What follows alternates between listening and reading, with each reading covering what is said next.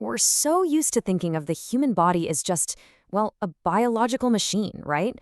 A collection of gears, pumps, and wires governed strictly by physical laws. But the source material we're exploring today presents a fundamentally different paradigm. It asks us to look at the body as an energetic receiver, a place where the physical and subtle worlds seamlessly intersect. Welcome to this explainer on the transducer model. We're going to dive into how ancient esoteric philosophies actually map surprisingly well onto modern neurobiology. The main takeaway? True human flourishing might just require a much deeper energetic alignment between our biology and our subtle body. Let's get into it. So here's a really profound question to anchor our explainer today. How exactly do our subtle, fleeting emotional states instantly translate into dense, physical, hormonal realities? To understand this, our sources suggest we literally need to view the human body as an electromagnetic biofield.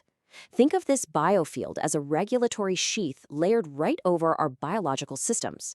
So when you experience a passing thought, or say a sudden surge of anger, it doesn't just vanish into the ether.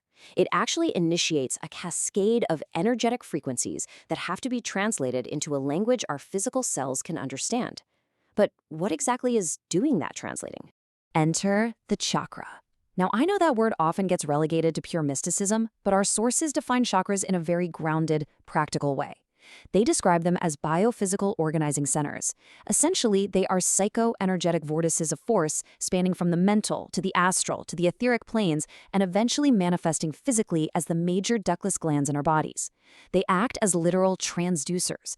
These centers are the bridge connecting esoteric Eastern philosophy directly with the hard biological realities of our endocrine and nervous systems. They receive, assimilate, and transmit vital energy, converting it right into cellular and hormonal signals.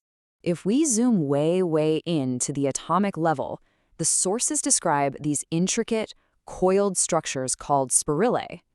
According to the texts, subtle life force, known as prana, courses right along these tiny coils within our physical atoms. The material actually describes these atoms as living, pulsating hearts of energy that act like microscopic transformers. These spirillae respond to different etheric waves, capturing that subtle energy so it can eventually be built into nerve matter and cellular structures. It's literally what makes the actual sensation of physical life possible. It's like a cosmic power grid feeding into our cells. Let's trace this energy through the body, starting our anatomical ascent right at the base of the spine. Here we find the root chakra, or Muladhara, which corresponds to the coccygeal plexus.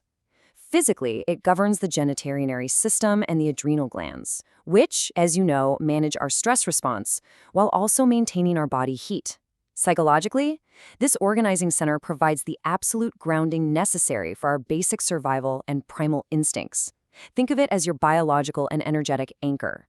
When you feel deeply secure, or conversely, highly stressed and on edge, you are directly feeling the activity of this specific center. Moving slightly upward, we arrive at the sacral plexus, or svadhisthana. Here, the energy shifts from pure survival to the actual creation of life itself. Physically speaking, the center is deeply linked to the health of our reproductive and genitourinary systems. But its psychological function is where things get really fascinating. It serves as the dynamic center for creativity, sexuality, and emotional fluidity. Basically, when this subtle energy is flowing well, we experience a healthy, adaptable fluidity in both our physical health and our emotional lives. Now we hit the belly, where astral forces interact directly with our biology. This is the solar or celiac plexus, the Manipura chakra. Physically, this correlates heavily with digestive vitality and metabolic energy. It's specifically powering the pancreas, liver, kidneys, and intestines. Psychologically, it represents the fire element. It's the seat of our personal power, our self-esteem, and our social self. Have you ever had a completely gut-wrenching physical reaction to a social slight or sudden embarrassment? Well, that is a literal disturbance in this subtle energy center, which our sources note can eventually manifest as physical ailments, like chronic ulcers, if we leave it unchecked. Continuing our ascent, we reach the center of the chest, the cardiac plexus, or anahata. This center receives and circulates vital rays, physically promoting strength and regularity in the heart's pumping action, while also heavily supporting the lungs and the thymus gland. But it's so much more than just a biological pump. Psychologically, it acts as the great emotional bridge of the entire body. It governs our capacity for true empathy, compassion, and unconditional love, making us acutely aware of the joys and sorrows of others on a deeply energetic level. Next up is the pharyngeal plexus, or the throat chakra, known as Vishuddha. Physically, this is intimately linked to your thyroid gland, meaning it regulates your entire metabolism and provides health and elasticity to your vocal cords. But mentally and emotionally, it serves as the ultimate locus for truth and communication. It's the place where the energies we've built up from the lower, more primal centers are finally transmuted into our creative expression. It is exactly where you find your unique inner voice and physically sound it out into the world. Now we arrive at the true command center up in the head. The brow chakra, or ajna, corresponds to the medulla oblongata and incredibly important pituitary and pineal glands. You can think of these as the absolute master regulators of your entire physical endocrine system. And because of this pivotal biological role, its psychological function is incredibly profound. It serves as the seat of the integrated personality, governing our deep intuition, our imagination, and our inner clairvoyance. It is quite literally where the light of the mind meets the biology of the brain. Which brings us to the absolute apex, the crown chakra, or Sahasrara, corresponding directly to the cerebral cortex. Described in the texts as a magnificent, complex center with 1,000 petals, it is physically the highest command center, credited with controlling every single aspect of the body and the mind. Psychologically, it represents the ultimate state of universal self-realization, the absolute highest state of consciousness and enlightenment. It's the center where we are most completely and perfectly connected to the cosmos. Now, here is where we experience a massive shift in perspective, going from microscopic architecture to a huge macrocosmic connection.